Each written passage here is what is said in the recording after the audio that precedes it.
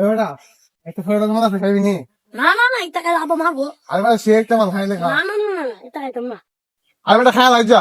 আব্বা তো কইতাম না নে সে আরে না, না, না, আমি না। তো খাইছি। আচ্ছা দিতে ভাই।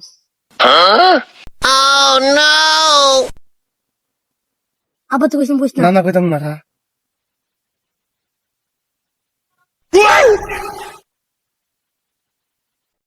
আরে বেটা পোলাপানের দাম অবস্থা হয়েছে বুঝছো কি বাবজিটার হয়েছে সিমা সাবাদ গিয়া মাল মূল খাবে আরে বেটা আমি গিয়ে দিই আমার ফুটের গিয়ে দিই আমার মাল খাইতে না 2 টাকার লগে পরে এমনি গিয়ে তোমার 2 টাকার এমনি গিয়ে দিই তাহলে পরে এমনি গিয়ে গাড়া ধরছি ধরছি পরে একটা তোমার দৌড় পরে আমার ফুটে 2টা দিছি মোরা পরে মোরা চলে দিয়ে বক্সটা রয়েছে আরে তাহলে পাইলাম না তুই তোর ফুটে দেখ কি করে আয় হ্যাঁ দেখ পোলাউন কেন ভালো হবে দেখ